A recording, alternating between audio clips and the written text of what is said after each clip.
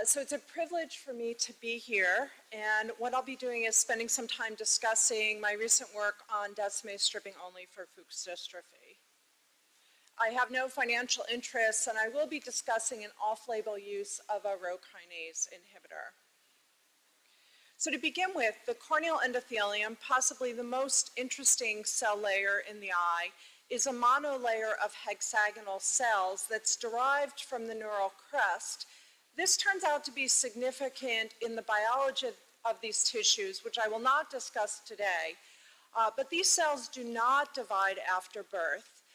As we know, we begin life with approximately 4,000 cells per square millimeter, which is gradually reduced as we age to about 2,000 because these cells themselves do not divide, although we've known for a number of decades that we can stimulate them to divide in the lab.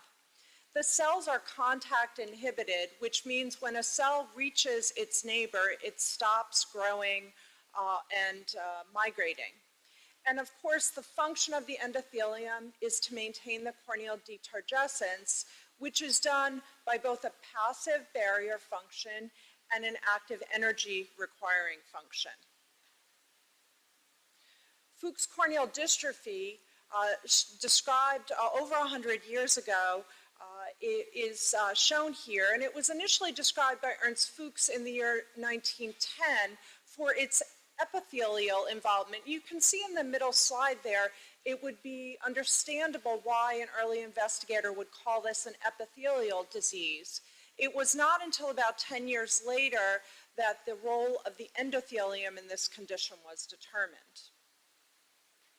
So it's a slowly progressive dysfunction of the corneal endothelium that's characterized by a change in the normal hexagonal mosaic to one where the cells vary both in size and shape. Typically diagnosed in the 40s, generally this disease does not need intervention until patients reach their 60s or 70s. For unknown reasons, women are more commonly and more severely affected, and in my patient population in Boston, which numbered several thousand, approximately 30% of patients had a known family history. It is the most single common cause for corneal transplantation in the United States, accounting for about 30% of transplants. We are still in the US, despite the growing popularity of DMEK, doing predominantly DSEK for this condition. And Enzo, you'll be glad to know that in the US, less than 6% of transplant for Fuchs are full thickness transplants. So about 5 or 6 years ago, there were several lines of evidence that suggested to me that we might be able to trick the corneal endothelium in Fuchs dystrophy to regenerate itself. Garrett Mellis presented a paper at the Academy in 2012 showing that a failed DMEK, so a DMEK which did not stick, which he called DMET, or Descemet membrane endothelial transfer, was associated with corneal clearance in Fuchs dystrophy, but not in pseudophakic bullous. Similarly, Shigeru Kinoshito had shown that destruction of the endothelium by cryotherapy with the addition of a Rho kinase inhibitor could result in corneal clearance in Fuchs without any tissue transplantation. And then finally, there were inadvertent episodes of Descemet removal. This one by Steve Koenig was actually a resident cataract where somehow the Descemet membrane got removed. But lo and behold, the cornea cleared. So my pivotal moment in this story occurred in 2013 at the EU Cornea meeting, where Gabriel Van Rij, shown here, gave a medalist lecture describing an initial series of deliberate Descemet removal. Now, Gabriel's results were not terribly encouraging, but coupled with the laboratory evidence, suggested to me that I had to try this. I picked my index patient carefully. Dr. Maxey has already shown his photo. He was a 69-year-old attorney. He had been a long-term patient of mine with cataract and Fuchs, And I asked him, would he be willing to allow me to remove his cataract and then do a deliberate Descemet stripping? So you can see here his preoperative appearance showing no endothelial cells. He had a thickened cornea of 655 microns and reduced vision. The surgery went off uneventfully. Of course, his cornea was swollen day 1 and week 1, but when he returned for his 1-month visit, the cornea had cleared, his vision had improved, and visible were his own endothelial cells. I followed him for about 10 months to make sure nothing terrible would happen to his cornea before I began to offer this to other patients. And you can see here his subsequent cell count and photo at 15 months, where he has about 1,000 of his own cells. He's continued to do well. He did follow me to Chicago. I see him yearly.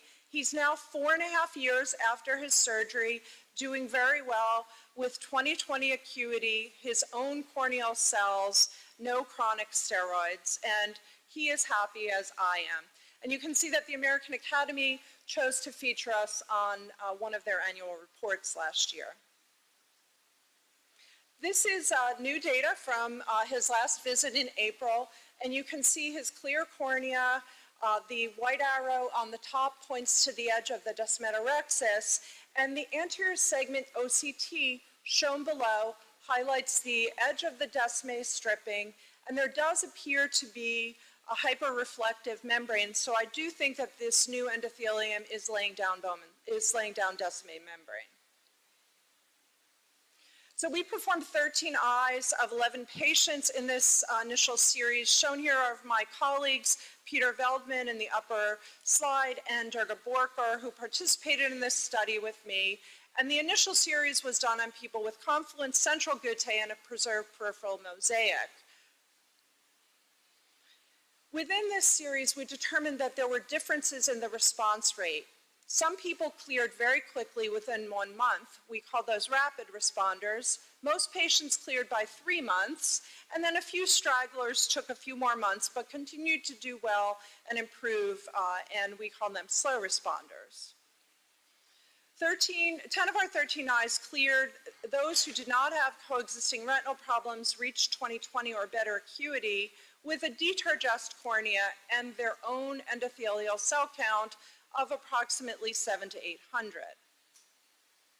3 did not succeed. Those patients went on to have uneventful endothelial keratoplasty without incident, and we were able to perform genetic analysis in our patient population. The majority of patients demonstrated the trinucleotide repeat expansion that underlies at least 3/4 of Fuchs in Caucasian patients. Now, about 1.5 years ago, my colleague Greg Maloney, shown here from Sydney, was also doing these Descemet stripping, and he was very excited and emailed me in the middle of one night to report that 2 patients who had persistent corneal edema, on whom he was getting ready to perform EK, had cleared when he applied topical Reposidil, which is a Rho kinase inhibitor. So this was very exciting news for those of us interested in Descemet stripping. Now, what is Reposidil? It is a Rho kinase inhibitor. It inhibits both isoforms of human Rho kinase. It's approved for use in Japan as a glaucoma treatment. The trade name is Genentech. It reduces intraocular pressure by increasing outflow facility, but it has effects on the corneal endothelium as shown here. This is work from Shigeru Kinoshito's lab that shows that the application of Reposidil increases the speed and recovery in animal models of both a cryotherapy and a mechanical scraping. And then most interestingly is this is a bottle of Reposidil that is on my dining room table. It is possible to order this online. So I'll give you a case report. This is a 49-year-old man who traveled to Chicago to see me with predominantly unilateral Fuchs disease. His vision was reduced to 20/40, his corneal thickness was increased, and he had symptoms. Now, a 49-year-old man had no significant cataract, and although we certainly could have done a DMEC in this patient, given his morphology of his central guttae and his desire to avoid a corneal transplant if possible, he agreed to undergo a 4-millimeter desmetorrhexis. Now, he was able to order Repositol online and use it postoperatively. This medication is not approved in the US, and I'm not able to prescribe it, but I am able to observe patients if they get the medicine on their own.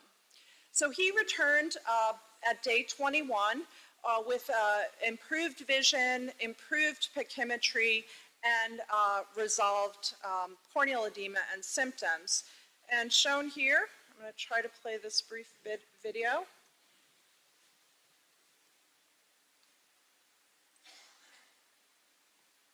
And you can see here his clear cornea. He does have some remaining edema temporally. There's almost always more guttae in the temporal aspect of the cornea because of sun exposure. And subsequently, I've taken to try to do an oval Descemet removal to eliminate those temporal guttae. So the advantages of Descemet stripping only for Fuchs' disease are obvious. There is no risk of rejection. There is no need for chronic steroids with their attendant complications. And even DMEC, the perfect anatomical replacement, has a risk of corneal rejection of 6% if steroids are stopped. I think especially applicable to the talks we just heard about worldwide corneal blindness is the fact that this is a very cost-effective surgery. There are no expenses for tissue, and once someone has healed, there is no need for ongoing monitoring by a corneal surgeon. Of course, there are disadvantages.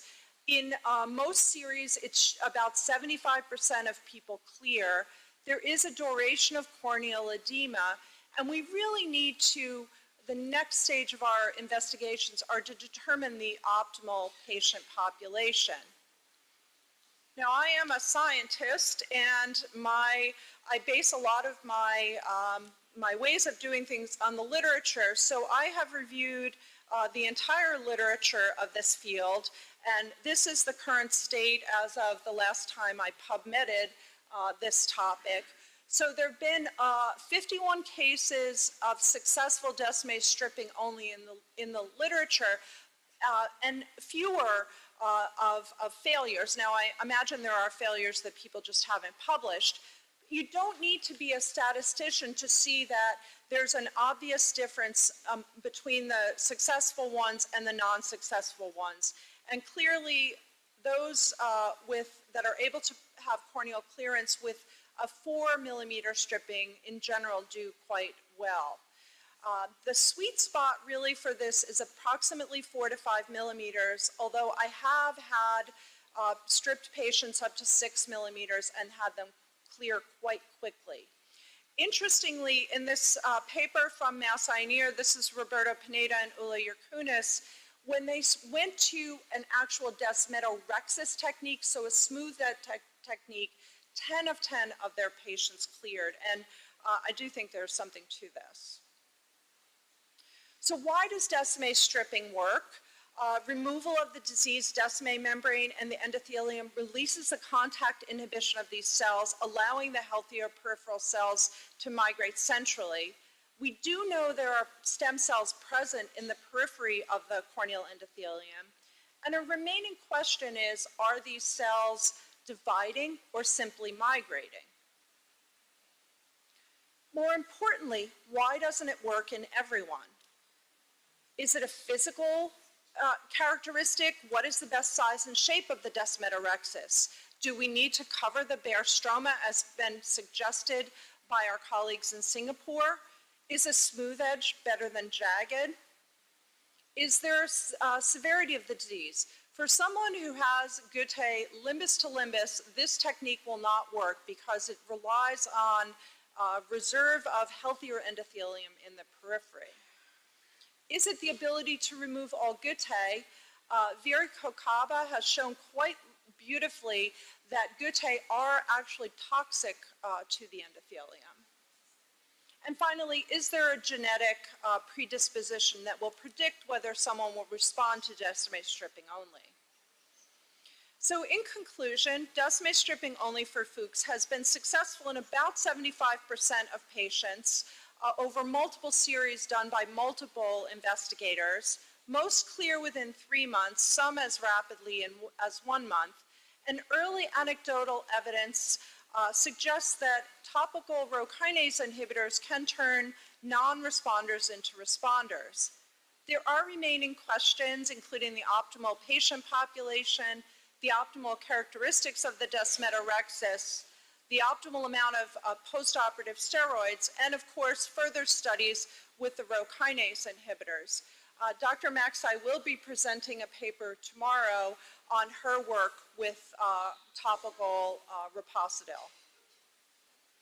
So I'd like to suggest to you that the paradigm with which we think about Fuchs dystrophy includes not only endothelial keratoplasty, but at least in certain populations, a simple decimate stripping only. I'd like to end by thanking my friends and colleagues, the Sarnicolas. Enzo and I met a few years ago during the academy on a boat back to our hotel and became fast friends. I've had a privilege to get to know his daughters both very well, and you can see we take the opportunity to get together at multiple meetings, and we always seem to have a big smile. And Katerina Sarnicola actually came and was a visiting scholar in my department in Chicago. I'd like to put on my Cornea Society hat now and invite you all to the upcoming World Cornea Congress in 2020, which will take place in Boston immediately before the ASCRS meeting. And in closing, I'd like to again say thank you to the Sarnicolas, to the organization. It's been an honor and a privilege to present this lecture. Thank you very much.